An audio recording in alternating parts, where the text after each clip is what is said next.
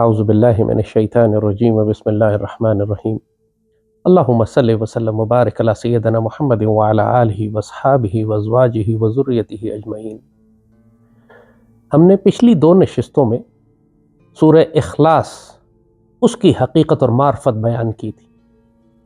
پچھلی نشست میں ہم علامہ اقبال کی اس نصیحت کو آپ تک پہنچا رہے تھے جو بابا اقبال تک سیدنا ابو بکر صدیق نے پہنچائی۔ ان کی کتاب، اقبال نے اپنی کتاب رموز بے خودی میں بہت تفصیل سے یہ پورا واقعہ بیان کیا ہے، جس میں اقبال فرماتے ہیں کہ مجھے خواب میں سیدنا ابو بکر صدیق کی زیارت ہوئی، میں نے ان سے سوال پوچھے اور سیدنا ابو بکر صدیق نے مجھے اس کا جواب دیا۔ ظاہر ہے یہ بات خواب سے بہت آگے کی ہے، یہ مشاہدے کی ہے، یہ ایک روحانی ملاقات کی ہے، اور اس میں سیدنا ابو بکر صدیق نے سورہ اخلاص اور توحید کی حقیقت سیدی رسول اللہ کی امت کو بیان فرمائی ہے۔ اس میں قل هو اللہ احد اور اللہ الصمد کو ہم پچھلی نشست میں طے کر چکے ہیں۔ آج لم یلد ولم یولد سے آگے جائیں گے۔ بابا اقبال فرماتے ہیں، آپ کا اردو کا ایک بہت مشہور شعر ہے، یہ مال و دولت و دنیا، یہ رشتہ و پیوند، یہ مال و دولت دنیا و رشتہ و پیوند، بتان وہم و گما لا الہ الا اللہ۔ انسان جن چیزوں کو دنیا کے رشتے سمجھتا ہے، تعلقات سمجھتا ہے، رشتہ داریاں، مال و دولت، نسب، خاندان، قبیلے، یہ سب فنا ہو جانے والے ہیں، بتان وہم و گما ہے۔ ایک بت ہے وہم و گمان کا جو انسان نے بنایا ہوا ہے۔ حقیقت میں باقی رہنے والی چیز صرف لا الہ الا اللہ ہے۔ کل من علیہا فان ویبقى وجہ ربک ذو الجلال والاکرام۔ ہر چیز کو فنا ہے، جو چیز باقی رہ جائے گی وہ رب ذوالجلال کی ذات ہے۔ سورہ اخلاص میں جب آپ لم یلد ولم یولد پر پہنچتے ہیں، رب بتاتا ہے کہ میرا کوئی مجھے پیدا کرنے والا نہیں اور میری کوئی اولاد نہیں، یعنی میری کوئی رشتہ داری نہیں، میرا کوئی تعلق دنیا سے نہیں، میرا کوئی رشتہ داری اور میرا کوئی ایسا بندھن نہیں ہے جو مجھے روکتا اور پابند کرتا ہو اور باندھتا ہو جیسے انسانوں نے دنیا میں اپنے گرد بنائے ہوئے۔ اللہ ان سب سے بے نیاز ہے۔ سیدنا ابو بکر فرماتے ہیں بابا اقبال کو، اور بابا اقبال آپ تک پہنچاتے ہیں، اے میری ملت، اللہ نے تیری حقیقت اور اصلیت ہی یہ بنائی ہے کہ تیری بنیاد توحید اور رسالت پر ہو، رنگ و خون پر نہیں۔ تیرا مقام قومیت اور لسانیت اور رنگ و خون کے تمام تعصبات سے بلند ہے۔ تیرے وجود میں آنے والا ایک سیاہ فام حبشی بھی ان سرخ و سفید کافروں سے بہتر ہے جو تیری ملت سے باہر ہو۔ اللہ اکبر وللہ الحمد۔ آج عرب دنیا بھی جب اپنے بارے میں بات کرتی ہے تو کہتی ہے عرب اینڈ دا مسلم ورلڈ، عرب اور اسلامی دنیا، اپنے آپ کو اسلامی دنیا سے بھی وہ الگ کرتے ہیں۔ عرب جب آپس میں مسلمان بیٹھتے ہیں تو اپنے آپس میں تعصبات کرتے ہیں کہ وہ افریقہ کا عرب ہے تو ہم مشرق وسطیٰ کے عرب ہیں، تو وہ قطری ہیں تو ہم خلیجی ہیں، تو ہم سعودی ہیں، تو ہم شامی ہیں، تو ہم عراقی ہیں، ہم یمنی ہیں۔ ایک دوسرے سے تعصب کرتے ہیں، ایک دوسرے پر تفاخر کرتے ہیں، ایک دوسرے سے اپنے آپ کو بڑا دکھانے کی کوشش کرتے ہیں۔ یہ وہ تمام تعصبات جاہلیہ جن کو ختم کرنے کے لیے سیدی تشریف لائے۔ آج عربی اور اجمی کو ایک دوسرے کو نفرت کی نگاہ سے دیکھتے ہیں۔ عرب ترکوں کے ساتھ نہیں چلتے، ترک ایرانیوں کے ساتھ، عرب و ایرانیوں کے ساتھ اختلاف، پاکستانیوں کو سب مسکین کہتے۔ ایک اجمی اور عربی کی جھوٹی برتری کا تکبر، جبکہ سیدی رسول اللہ کی امت کو نصیحت کیا کی جا رہی ہے؟ جب لم یلد ولم یولد کا تو ماننے والا ہے، اس رب کا ماننے والا ہو جس کی کوئی رشتہ داری نہیں، جس کا کوئی خون کا رشتہ نہیں، اور صرف رشتے اس کے الحب للہ والبغض للہ، محبت بھی اللہ کے لیے، نفرت بھی اللہ کے لیے۔ اور والذین آمنوا اشد حب للہ، جو لوگ ایمان لاتے ہیں شدید ترین محبت صرف اللہ سے کرتے ہیں، باقی کائنات کی سب محبتیں اس کے پیچھے، اللہ پر صدقے وہ ساری۔ اور قل ان کنتم تحبون اللہ، اگر تم دعویٰ کرتے ہو کہ اللہ سے محبت کرتے ہو، فاتبعونی، میری اتباع کر لو، اللہ تم سے محبت کر لے گا۔ سیدی رسول اللہ کے بعد کے حوالے سے قرآن کی آیت، اور سیدی رسول اللہ کا یہ فرمان کہ تم میں کوئی شخص اس وقت تک مومن نہیں ہو سکتا جب تک اپنی تمام جہان کی محبتوں سے زیادہ محبت سیدی رسول اللہ کی ذات مبارک سے نہ کرے، سیدی پر صدقے قربان نہ جائے، یہ ہے لم یلد ولم یولد۔ ایک تیرے حلقے میں آنے والا، تیرے وجود میں آنے والا ایک سیاہ فام حبشی بھی ان 100 سرخ اور سفید کافروں سے بہتر ہے جو تیری ملت سے باہر ہے۔ آج ہم اپنے مسلمان بھائیوں کو ذبح کرتے ہیں ان سرخ و سفید کافروں کے کہنے پر، ان کافروں کی حکم تابعداری اور حکم پر عمل کرنے کے لیے ہم سیدی رسول اللہ کی امت سے خیانت کرتے ہیں۔ اے ملت، اگر تم دین کی حقیقی روح حاصل کرنا چاہتی ہے تو اپنے ماں باپ اور رشتہ داروں اور خاندانوں کے تعصبات سے بلند ہو جا، حضرت سلمان فارسی کی طرح بن جاؤ کہ جو صرف اسلام کے بیٹے ہیں۔ آج پوری مسلمان دنیا کا زوال کیا یہی نہیں ہے کہ ہم اپنے قبیلے، اپنے خاندان، اپنی قومیت پر تفاخر کرتے ہیں اور سیدی رسول اللہ کی امت میں ہونے پہ فخر محسوس نہیں کرتے؟ حضرت سلمان فارسی فارس سے چلے، آپ عیسائی ہو گئے، تلاش کرتے پھرے اسلام کو، سیدی رسول اللہ کے پاس رستے میں غلام بنا لیے گئے۔ اب سیدی کے پاس پہنچتے ہیں، پورے مدینے میں آپ کا کوئی جاننے والا نہیں، کوئی رشتہ داری نہیں، کوئی دوستی نہیں، بس سیدی کے غلام اور آ کے سیدی کے پاس ایمان لائے اور سیدی کے جانثار ہو گئے۔ سیدی نے آپ کو اپنے اہل بیت میں شامل فرما دیا، اتنا آپ نے پیار فرمایا، اور اپنا شجرہ نسب بھی حضرت سلمان یہی بتاتے تھے کہ میں اسلام کا بیٹا ہوں۔ اپنے خاندان، اپنے قبیلے، اپنی فارسی روایات اور اپنے فارسی خاندان اور آباء و اجداد سب ختم ہو چکا جب سیدی کے قدموں میں آ گئے تو یہاں پہ یہی فرمایا جا رہا ہے کہ تم اگر اپنے دین کی حقیقی روح حاصل کرنا چاہتے ہو تو اپنے ماں باپ، رشتہ داروں اور خاندانوں کے تعصبات سے بلند ہو جاؤ اور حضرت سلمان فارسی کی طرح بن جاؤ جو صرف اسلام کے بیٹے ہیں۔ کیا آج ہماری امت میں کوئی فرد ایسا نہیں جو اسلام کا بیٹا ہو، جو اپنے آپ کو کہے کہ میں صرف مسلمان ہوں، کہ میرے اللہ نے میرا نام مسلمان رکھا تھا اور میں سیدی رسول اللہ کا امتی ہوں، اور میں کسی تعصب اور کسی فرقے اور کسی جماعت اور کسی قومیت اور نیشنلٹی اور زبان کی فوقیت کو تسلیم نہیں کرتا؟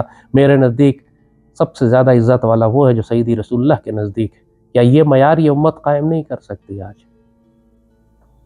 اے امت، اگر تم نے نسبت رسول صلی اللہ علیہ وآلہ وسلم کے بجائے اپنے قبیلے یا قوم کو اہمیت دی تو پھر تم اس امت کی اخوت کو تباہ و برباد کرنے کا ظلم کرو گے۔ اعوذ باللہ من ذالک، ہم اللہ کی پناہ میں آتے ہیں کہ ہم ایسا ظلم کرے کہ سیدی رسول اللہ کی امت کو ہم تقسیم کر کے تباہ کروا کے کمزور کر دیں۔ ان للہ و انا الیہ راجعون۔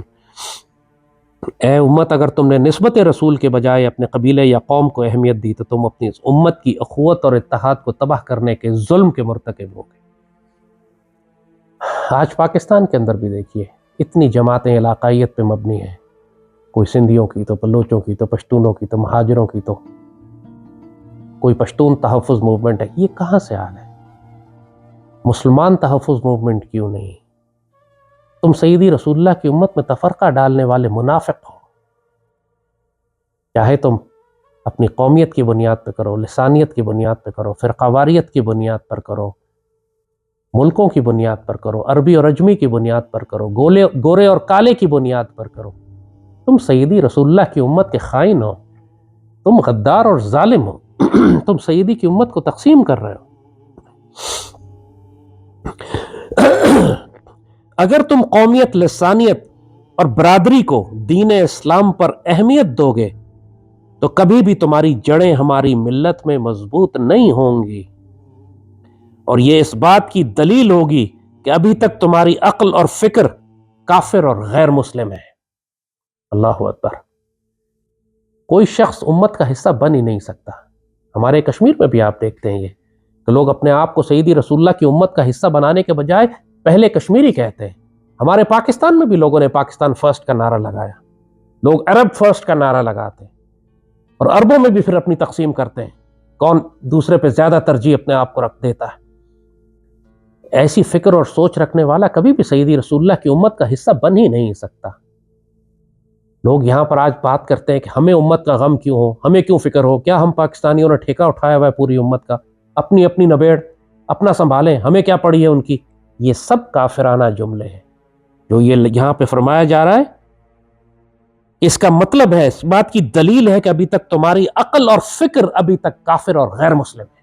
واللہ صدق، بالکل سچ بات ہے۔ جو ایسی بات منہ سے نکالتا ہے، ظاہراً چاہے منہ سے وہ اسلام کا کلمہ پڑھے، لیکن اس کی عقل اور اس کی سوچ اور اس کی فکر کافر ہے۔ جو عشق الہی اور عشق رسول صلی اللہ علیہ وآلہ وسلم کا رشتہ اور اس کا تعلق انسانوں کی روح اور جان سے ہے، جبکہ اس کی رشتہ داریوں اور قبیلوں کا تعلق اس کے جسم کے ساتھ ہے، حقیقت یہی ہے کہ عشق کا رشتہ ہمیشہ خون کے رشتے سے زیادہ محکم اور مضبوط ہوتا ہے۔ سیدی رسول اللہ سے جو تعلق ہوتا ہے وہ عشق اور روح کا رشتہ ہے، حقیقت کا رشتہ ہے، اور خون کے رشتے ہمیشہ کمزور ہوتے ہیں۔ عشق رسول صلی اللہ علیہ وآلہ وسلم کا رشتہ طاقتور ہوتا ہے۔ جب سیدی رسول اللہ نے ہجرت فرمائی، صحابہ کرام نے اور مہاجرین پہنچے مدینہ، اب ان کی کوئی رشتہ داری تو نہیں تھی، وہ تو مہاجرین ہیں جو اپنا گھر بار چھوڑ کر اہل مدینہ کے پاس پہنچے۔ سیدی رسول اللہ نے ان کے درمیان بھائی چارہ قائم کروا دیا، جس کو مواخات کہتے ہیں، بردرہڈ،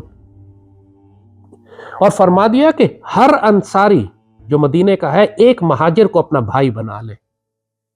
اور جب سیدی نے فرما دیا کہ تم ان کو بھائی بنا لو، تو مہاجروں نے پھر ان کو اپنے سگے بھائی سے بڑھ کر بھائی بنا لیا۔ خون کے رشتے ختم ہو گئے، سیدی رسول اللہ کا رشتہ قائم ہو گیا۔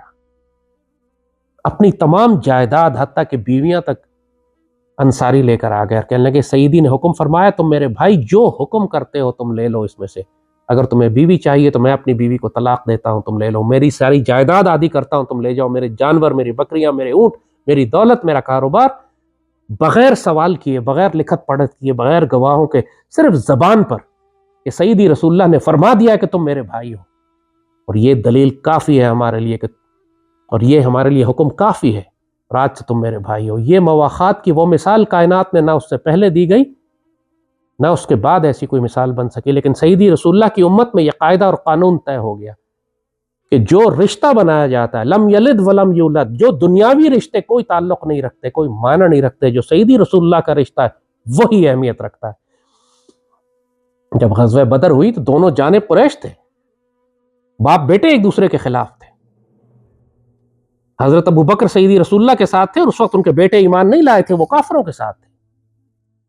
جنگ کے بعد جب جنگ ختم ہوئی اور وہ اسلام لائے اور بعد کے معاملات، تو ان کے بیٹے نے کہا کہ ابا جان آپ کئی مرتبہ میری تلوار کی زد میں آئے جنگ بدر میں، اور میں نے آپ کو اس لیے نہیں قتل کیا کہ آپ میرے والد تھے۔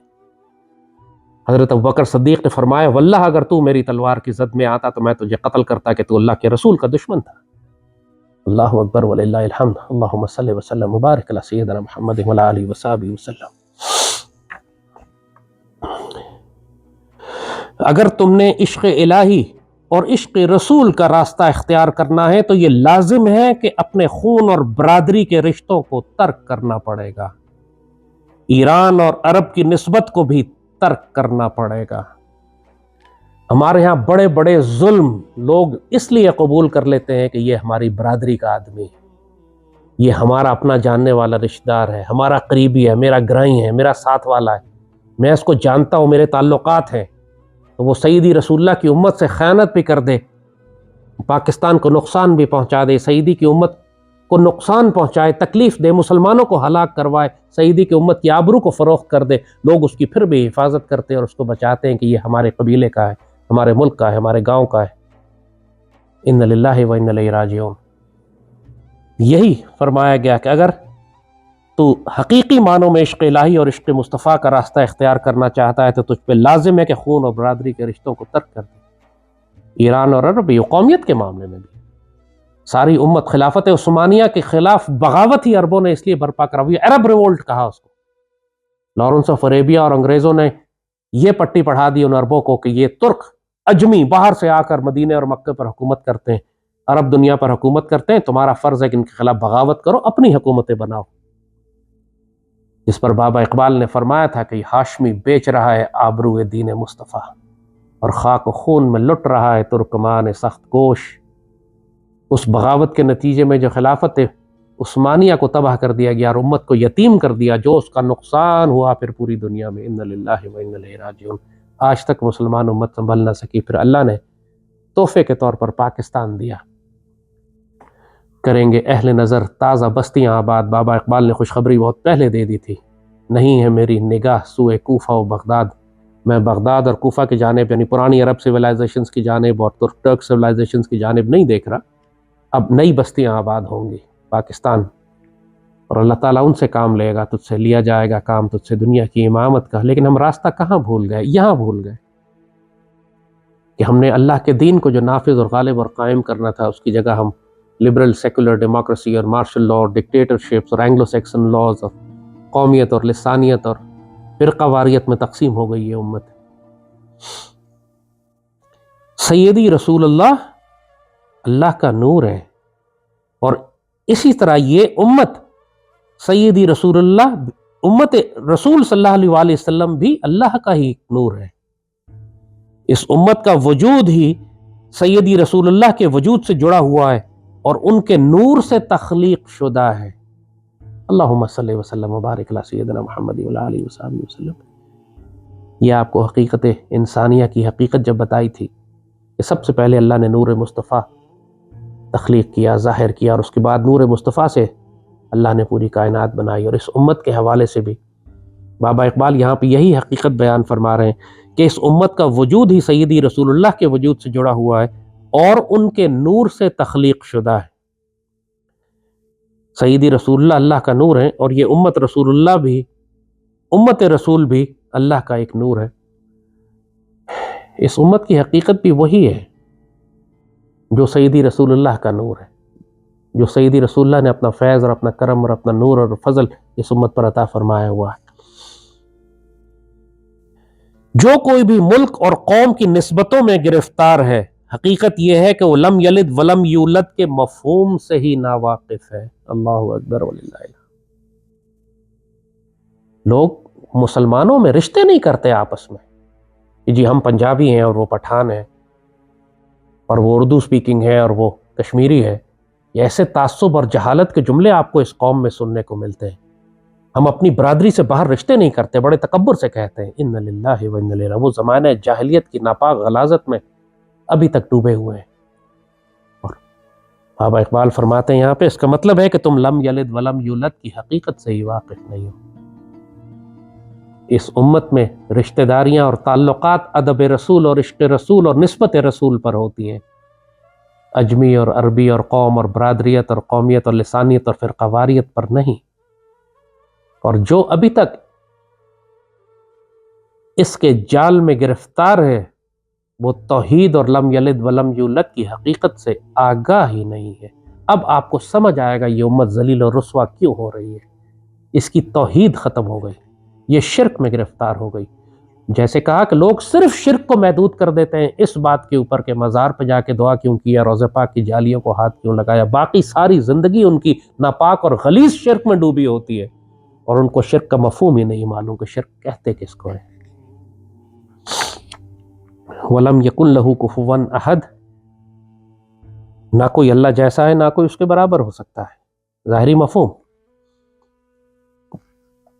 اور پھر بابا اقبال فرماتے ہیں اے ملت، اپنا رشتہ اللہ کی صفت سے جوڑ لے جسے لم یکن کہا جاتا ہے، یعنی نہیں ہے کوئی اس جیسا۔ اے ملت، تو اپنے آپ کو رب کی اس صفت جیسا بنا لے کہ رب کی جو صفت ہے کہ اس جیسا کوئی نہیں۔ اے ملت، تیرے جیسا بھی کوئی نہیں، تیرے جیسا بھی کوئی نہیں ہونا چاہیے، کوئی اس کے برابر، کوئی اس کے مد مقابل نہیں، تاکہ تو بھی دنیا کی اقوام میں ایسے ہو جائے کہ تیرے برابر نہ کوئی ہو، نہ کوئی تیرے جیسا ہو، نہ کوئی تیرے مد مقابل ہو۔ یہ کردار لانا پڑے گا۔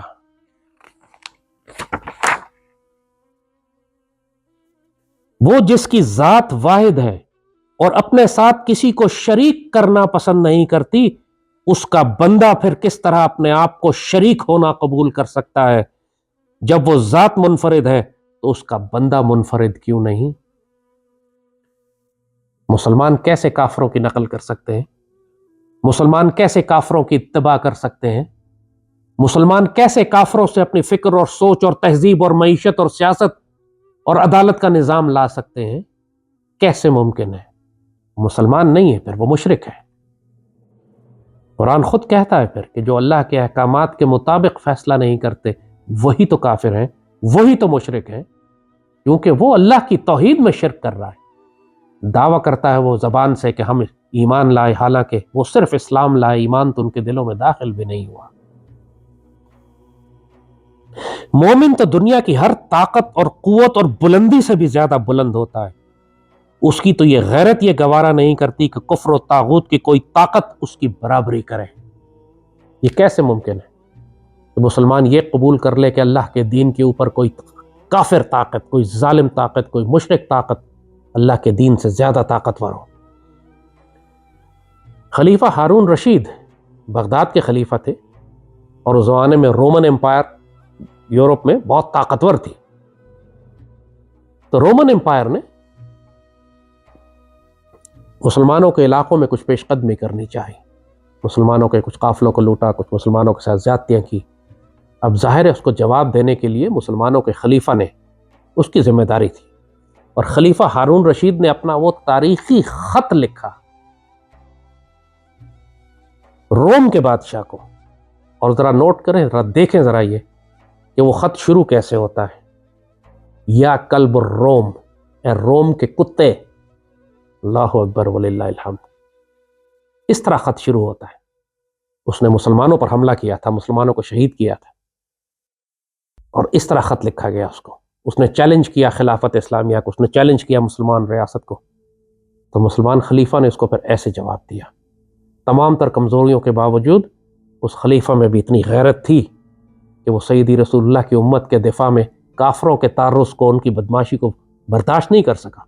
خط لکھتا ہے ایک یا کلب الروم، یا روم کے کتے سن، اور اس کے بعد پھر وہ دھمکی، ہم یہ کریں گے تیرے ساتھ آ کے۔ یہ غیرت ہے۔ حجاج بن یوسف مشہور ہے تاریخ میں ظالم آدمی کی حیثیت سے، مگر جب اس کے کان میں بھی ایک اذان پہنچتی ہے، پکار پہنچتی ہے ایک مسلمان بچی کی جس کو ہندوؤں نے اغوا کر کے قید کر لیا تھا، تو جلال میں وہ پوری فوج روانہ کرتا ہے مکران کی جانب، سندھ کی جانب، آزاد کرانے کے لیے۔ اس کی غیرت نے گوارا نہیں کیا کہ ایک مسلمان بچی پکارے اور مسلمان سلطنت اور ریاست کافروں کے آگے کمزوری دکھائے۔ یہ میں آپ کو ان مسلمانوں کی بات بتا رہا ہوں جو کوئی اتنے نیک بھی نہیں تھے، کوئی اتنے اولیاء اللہ بھی نہیں تھے، بلکہ ظالم تھے بعض تو، لیکن ان میں بھی اتنی غیرت تھی کہ وہ یہ برداشت نہیں کر سکتے تھے کہ سیدی رسول اللہ کی امت کے مقابلے میں کسی کافر طاقت کا چیلنج ان کے پاس آئے اور سیدی رسول اللہ کی امت کو وہ رسوا کروا دے۔ اتنی غیرت تو ہونی چاہیے۔ جب ہی اللہ نے اس حجاج سے وہ کام لیا، جو تمام بڑے بڑے علاقے، چائنا سے لے کر اسپین تک کے جو علاقے فتح ہوئے، ہندوستان کی طرح علاقے فتح ہوئے، اس ظالم سے کام لے لیا اللہ نے۔ اس میں اتنی غیرت تھی، بے شک ظلم اس نے کیے، خانہ کعبہ پہ بھی چڑھائی کی، جو بھی کیا، مگر کم از کم کافروں کے خلاف اس میں اتنی غیرت تھی کہ وہ سیدی رسول اللہ کی امت کو اس نے کفار کے آگے ذلیل نہیں ہونے دیا۔ آپس کے اختلافات بدنصیبی مسلمانوں کی،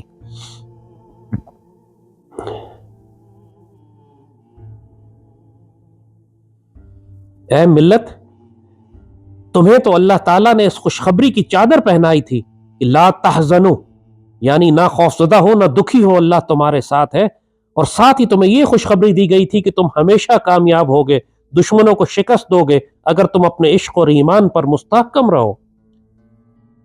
غار ثور میں جب سیدی رسول اللہ نے سیدنا ابو بکر کو یہ خوشخبری دی تھی، لا تحزن ان اللہ معنا، ظاہر ہے سیدنا ابو بکر کے لیے تو صرف محدود نہیں تھی، پوری امت کے لیے یہ خوشخبری تو پوری امت کے لیے ہے کہ مت پریشان ہو، اللہ ساتھ ہے تمہارے۔ وہ کہتا ہے میں شہرک سے زیادہ نزدیک ہوں۔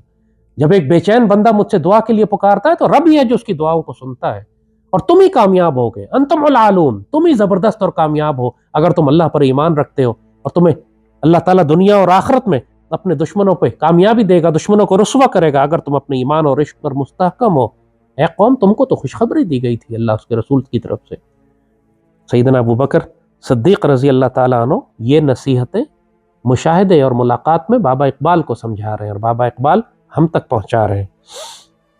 اے ملت، اپنی ذمہ داری کو سمجھو، دو جہانوں کا بوجھ تمہارے کندھوں پر ہے، انسانیت کی ہدایت، رہنمائی اور قیادت کی ذمہ داری تمہیں دی گئی ہے، پوری کائنات کو تمہارے لیے مسخر کیا گیا ہے، بحر و بر کو تمہارا پابند کیا گیا ہے۔ آج دیکھیے، اے مسلمان ملت، اپنی ذمہ داری کو سمجھو، دو جہانوں کا بوجھ تمہارے کندھوں پر ہے، انسانوں کی ہدایت کا آج پوری دنیا میں دجال کا نظام ہے، گلوبل ریسیٹ کے نام کے اوپر یہ انسانیت کو ہلاک کرنے جا رہے ہیں، پوری دنیا کی آبادی کم کی جا رہی ہے۔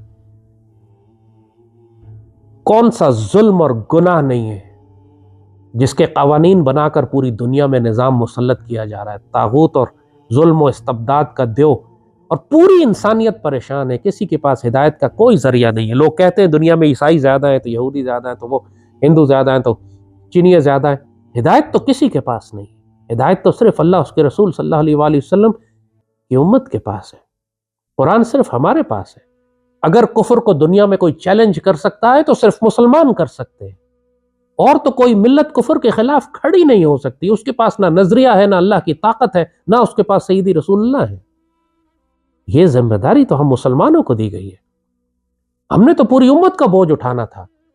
ان کی آخرت بھی ہمارے ذمہ، ان کی دنیا بھی ہمارے ذمہ، اور ہم اپنا ہی بوجھ نہیں اٹھا پا رہے۔ ہم خود ہی حب الدنیا و کراہیت الموت میں مبتلا ہو گئے، ہم خود ہی اپنے اسباب اور وسائل کفر سے تلاش کر رہے ہیں۔ نظریہ ہو، سوچ ہو، کہ مال ہو، کہ عزت ہو، ہم کفر سے طلب کرتے ہیں، اپنے رب سے نہیں۔ ہم خود برادریوں میں اور قومیتوں میں، لسانیت میں، فرقہ واریت میں تقسیم ہو گئے، امت کی وحدت کو تقسیم کر دیا، سیدی رسول اللہ کی امت کو تقسیم کر دیا۔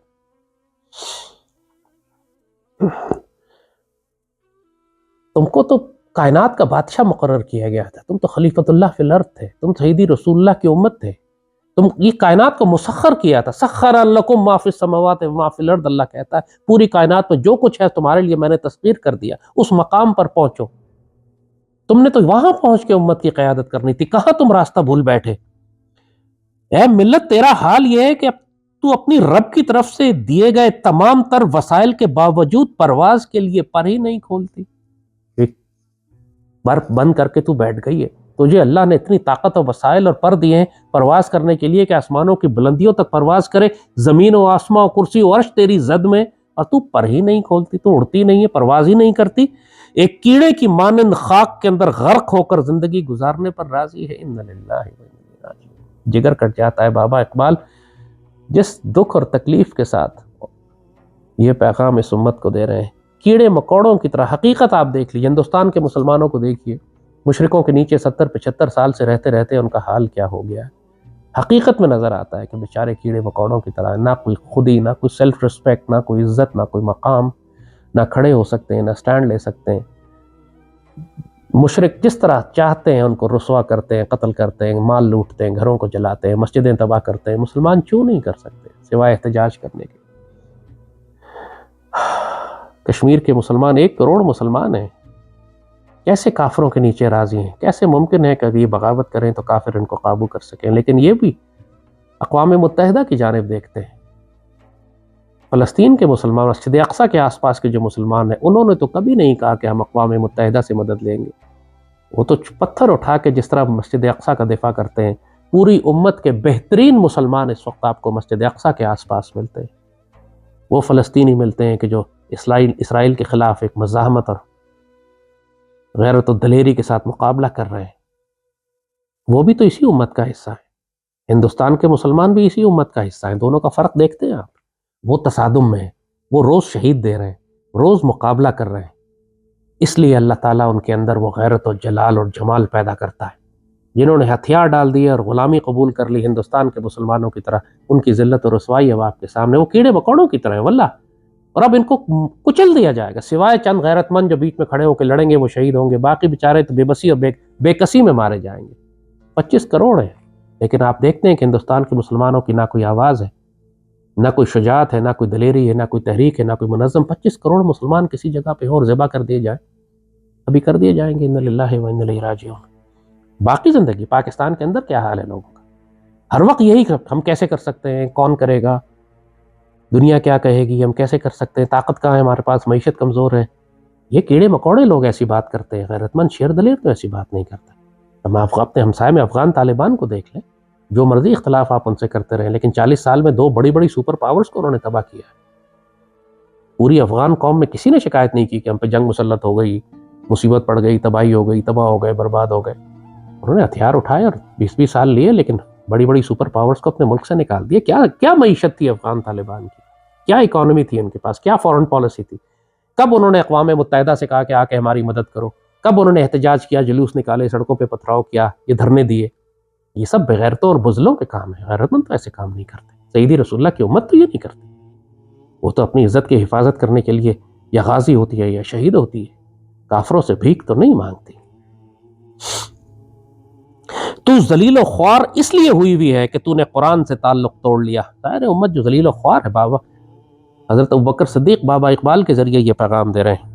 اور تو اپنی اس غلطی اور کوتاہی پر توبہ استغفار کر، اور کفار کے بجائے تو صرف اپنی بدنصیبی کا شکوہ کرتی رہتی ہے، اپنے نصیبوں کو کوستی ہے، اللہ کو الزام دیتی ہے. امت کا یہی تو حال ہے. کفار سے شکوہ کرتے ہیں، اللہ سے شکوہ شکایت کرتے ہیں، اپنے نصیبوں کو کوستے ہیں. ہمارے تو حال ہی خراب ہے، تو مصیبت ہے، تو پاکستان تباہ ہو گیا، تو 70 سال فوج حکومت کرتی رہی، سیاستدانوں نے کیا، جمہوریت تو آئی نہیں. صرف ذلت اور رسوائی اور کمینے پن کی بات ہے جو کسی غیرت مند کے منہ سے نہیں نکلنی چاہیے. اپنے اندر احتساب نہیں کرتے. کیا تم مسلمان بھی ہو؟ تمدن میں تم یہود اور وضع میں قطع میں تم نصارہ، تم سبھی کچھ ہو. بتاؤ تو صحیح، تم مسلمان بھی ہو؟ بابا اقبال نے جو پوچھا تھا. اپنا احتساب نہیں کرنا. تم مسلمان بھی نہیں ہو، تم کلمہ بھی نہیں جانتے، تم لا الہ الا اللہ محمد رسول اللہ کی حقیقت سے ہی واقف نہیں ہو. تم قل اللہ احد اللہ الصمد لم یلد ولم یولد ولم یکن لہ کفوا احد کے قریب بھی نہیں ہو. دعویٰ کرتے ہو تم مسلمان ہو، دعویٰ کرتے ہو کہ تم سیدی کی امت ہو، اور پھر شکوہ اللہ سے کرتے ہو کہ تم ذلیل و رسوا کیوں ہو دنیا میں، جبکہ تم نے بغیرتی اور بے شرمی اور بے حیائی کا راستہ اختیار کیا ہوا ہے. قومیت اور لسانیت میں تقسیم ہو، شرک میں گرفتار ہو. اے ملت مرحوم، کب تک تو ذلت اور رسوائی اور خاک میں راضی رہے گی؟ ملت مرحوم، کب تک تم ذلت اور رسوائی اور خاک میں رہنے پر راضی رہے گی؟ خود اپنا سامان اٹھا، کمر باندھ، پر کھول اور آسمانوں کی بلندیوں پر پرواز کر. کہیں تو غیرت دکھاؤ یار، کہیں تو سٹینڈ لو. کہیں تو جب تمہاری عزت اور آبرو اور ملک اور قوم پر حملہ ہو تو ایک دفعہ کھڑے ہو جاؤ. ابھی اس امت کا ایک امتحان آنے والا ہے کہ مشرک کہتے ہیں کہ ہم تمہارا پانی بند کر دیں گے مسلمانوں کا. اس سے پہلے وہ ہمارا کشمیر لے کے چلے گئے، 1 کروڑ مسلمان انہوں نے ہڑپ کر لیے. اس امت نے کھڑے ہو کر کبھی غیرت نہیں دکھائی. ہمیشہ بہانہ کرتے رہے، معیشت خراب ہے، ہم کمزور ہیں، ہم کیسے لڑیں گے، دنیا کیا کہے گی، FATF لگ جائے گا. یہ بے شرم اور بے غیرت جواب پھر ذلت اور رسوائی ساتھ لے کر آتے ہیں. پھر شکایت کیوں کرتے ہو اللہ سے؟ کہیں تو سٹینڈ لو، کہیں تو پر کھولو. اپنا سامان اٹھا، کمر باندھ، پر کھول، آسمانوں کی بلندیوں پر پرواز شروع کر.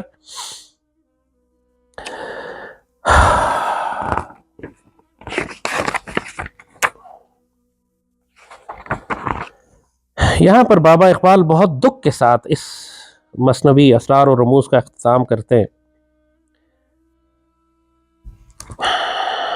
اللہم صلی وسلم بارک علی سیدنا محمد وعلی آلہ وصحبہ وسلم. بابا اقبال نے جب یہ سفر شروع کیا تھا تو آپ بالکل تنہا تھے. وہ فرماتے ہیں خود کہ جب میں نے اس امت کو بیدار کرنا شروع کیا تو میں بالکل تنہا تھا، لیکن اب اس محفل میں میرے رازدار اور بھی ہیں. خود ان کا اپنا ایک شعر ہے اس طرح. ظاہر ہے سب سے بڑے رازدار تو خود قائد اعظم تھے، جو اس حقیقت کو پا گئے تھے، اس تقدیر کو پا گئے تھے جو اللہ تعالیٰ نے مسلمانوں کے لیے لکھی اور جس کی خوشخبری بابا اقبال نے امت رسول کو دی، مسلمانوں کو دی، اور پھر جس کے نتیجے میں اللہ نے پاک سرزمین مدینہ ثانی پاکستان کا قیام عمل میں لایا. اس پاکستان کی ہم نے تعمیر کی لیکن تکمیل نہ کر سکے، ابھی باقی ہے. بہرحال وہ تکمیل انشاءاللہ اب ظاہراً یہی لگتا ہے کہ غزوہ ہند کے بعد ہوگی، یا پھر جب میرا مالک اگر کرم فرمانا چاہے تو ایک ایسی قیادت عطا فرما دے جو جنیدی اور ارد شیری کا مجموعہ ہو. میرے مالک کے فیصلے ہیں، یہ جب چاہے گا کرے گا. لیکن جب تک، وہ بابا اقبال نے کہا کہ جب تک کہ یہ اللہ تعالیٰ کے فیصلے نہیں آتے اس وقت تک کم از کم اپنے پیکر خاکی میں تو جان تو پیدا کر. اگر اللہ تعالیٰ اتنے بڑے بڑے مجاہد بھیج بھی دیتا ہے، امام مہدی کو بھی بھیج دیتا ہے، تو تم کیا کرو گے؟ تم تو کیڑے مکوڑوں کی طرح زمین میں لتھڑے ہوئے، مٹی میں ڈوبے ہوئے، غلاظت اور کفر اور شرک میں مبتلا ہو. تمہیں کیا فائدہ ہوگا امام مہدی کے آنے سے بھی؟ تمہیں کیا فائدہ ہوگا غزوہ ہند شروع ہونے سے بھی؟ تمہیں کیا فائدہ ہوگا جب اللہ تعالیٰ اپنی امت کو عزت بخشے گا؟ تو تمہیں نہیں بخشے گا، کیونکہ تو کفر میں مبتلا ہے، تو شرک میں ڈوبا ہوا ہے، تو قل هو اللہ احد اللہ الصمد لم یلد ولم یولد کی حقیقت سے ہی واقف نہیں ہے، تیرے اندر وہ تڑپ اور طلب ہی نہیں ہے، تو عقل استعمال کرتا ہے، تجھے عشق کا پتہ ہی نہیں ہے، تو عشق کی آگ میں جلتا ہی نہیں ہے۔ عقل گو کے آستاں سے دور نہیں، اس کی قسمت میں گو حضور نہیں۔ عقل بے شک ایک پرواز کر سکتی ہے ایک حد تک، لیکن یہ حقیقت کے جو معرفت کے معاملات ہیں یہ عشق سے طے ہوتے ہیں، عقل سے نہیں۔ پورے اقبال کے کلام میں خودی کے بعد جو دوسرا تصور دیا گیا ہے وہ علم اور عشق کے اوپر ہے۔ علم عقل سے آتا ہے، عشق قلب سے آتا ہے۔ یہ تمام فیصلے، یہ تمام حقیقت اور معرفت کے فیصلے یہ عشق اور قلب سے ہوتے ہیں، عقل سے نہیں۔ آنے والے وقتوں میں ہم انشاءاللہ قرآن پاک کی اور بابا اقبال کے کلام نے جو قرآن پاک میں عشق و معرفت اور ادب اور حقیقت اور امت کے احیا اور عروج کے جو نصیحتیں کی ہیں، جو ہدایات دی ہیں، انشاءاللہ ان پر مزید بات کریں گے، لیکن سارا المیہ اسی بات کا ہے کہ کلمہ ٹھیک ہونا ہوتا ہے۔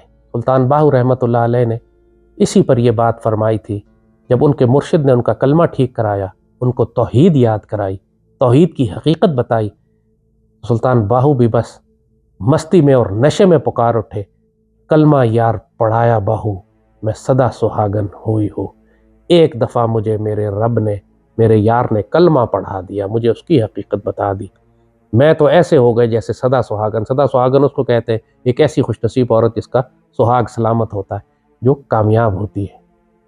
اللہ ہم سب کو کلمے کی حقیقت، سورہ اخلاص کی حقیقت، اس کی زندہ تفسیر بننے کی توفیق اور اجازت عطا فرمائے۔ ابھی تو وہ ہمارے لیے صرف علم کلام ہے، بحث کا ایک موضوع ہے، لیکن اس کی زندہ تصویر ایک چمکتی دمکتی تلوار ہوتی ہے، جس کی شان اتنی ہوتی ہے کہ پوری دنیا میں پھر وہ اللہ کے دین کو نافذ اور غالب اور قائم کرنے والی ہے۔ وہ ممکن نہیں ہے کہ کوئی شخص توحید کی حقیقت کو سمجھ جائے، اس کے بعد دنیا میں ذلت اور رسوائی کی زندگی گزار سکے، یہ ممکن نہیں ہے۔ اللہم صلی وسلم مبارک علی سیدنا محمد وعلی آلہ وصحبہ وسلم۔